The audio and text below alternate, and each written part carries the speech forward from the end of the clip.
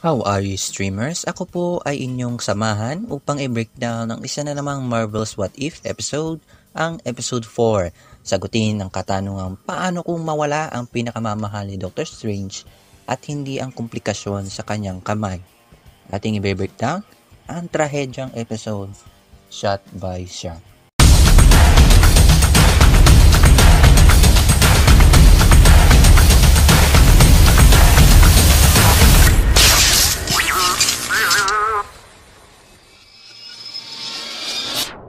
Before we begin, you can comment down below to join in my custom shoutout.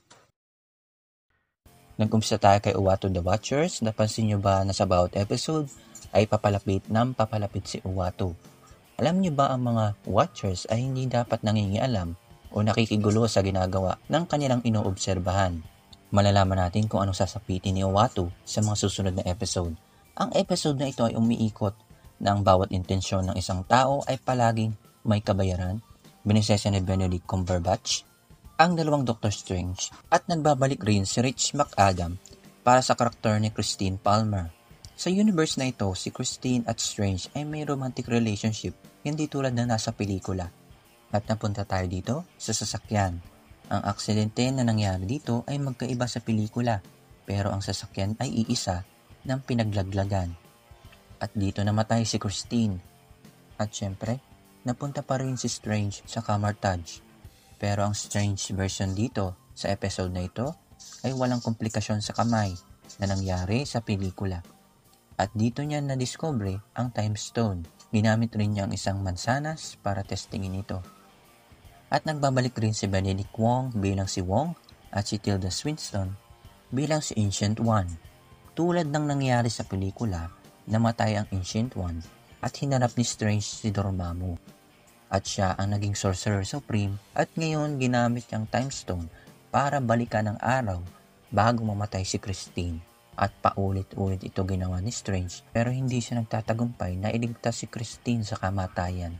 Kasi ang Doctor Strange version natin dito ay hindi makamove on sa pagkawala ng kanyang minamahal at siya ay lalong nagiging arrogante.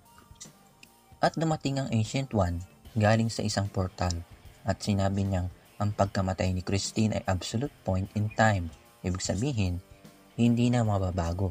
Talagang permanent at yun na ang tadhana niya.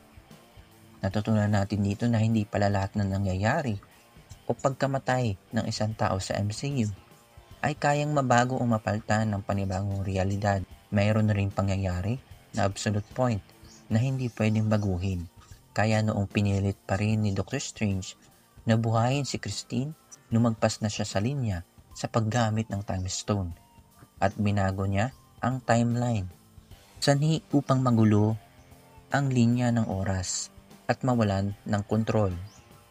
Ito yung banta na sinasabi ng Ancient One kay Bruce noong gusto niyang hiramin ang Time Stone. At napilitang paghiwalayin sa dalawa si Strange ng Ancient One para pigilan siya. Naglakbay ang isang Strange sa silid-aklatan ng Cagliostro. At sa mga hindi nakakaalam, si Cagliostro ay isang ninuno ng mga sorcerer at sa kanya ang ilang libro sa silid-aklatan na ito.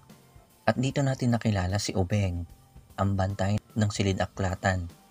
Pagpasok ni Strange sa templo, nakita niya itong ilang runes at sa loob ng Cagliostro, pinag-aralan niya ang time manipulation. Natutunan din niyang higupin ang iba't ibang elemento. Kinuha niya ang halimaw ng maraming galamay na nakita natin sa nakaraang episode. Inigop niya ang isang gnome, kinuha niya ang kapa ng isang malaking sorcerer na Apis, pinagpatuloy niya ito sa isang raven na 6 ang mata, isang dragon, sinundan ito ng kambing na 2 ulo, at isang elemento na may bungo, tapos itong isang malaking paniki, at doon niya nakinig ang The Watcher. Balik naman tayo sa isa pa nating Doctor Strange, ang mabuting Strange natin. Nakita niya ang paligid ay utay-utay na naglalaho, tulad na nangyari sa trailer ng Doctor Strange in the Multiverse of Madness. At dumating muli ang Ancient One at ipinaliwanag kung ano ang nangyayari. Dito rin niya sinabi na siya ay patay na. Ibig sabihin, ito yung universe kung saan namatay ang Ancient One. Pero gamit ang psychic abilities o syempre, mahika, nakuha niyang gawin ito. Ipinaliwanag na ang bawat timeline ng bawat universe ay magkaiba tulad na nangyari sa Loki. Binigyan ni Wong si Strange ng proteksyon bago siya maglaho. At ito ay ginamit upang makontra ang ilang spell ng Evil Strange at hanggang sila ay maglaban.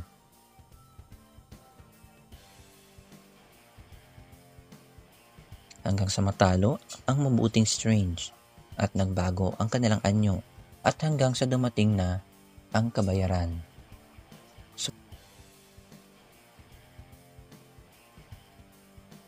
Support me, support my channel by hitting that subscribe button. I also do a custom shout out, just comment down below.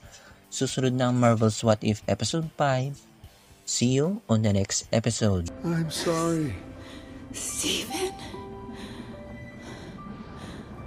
What did you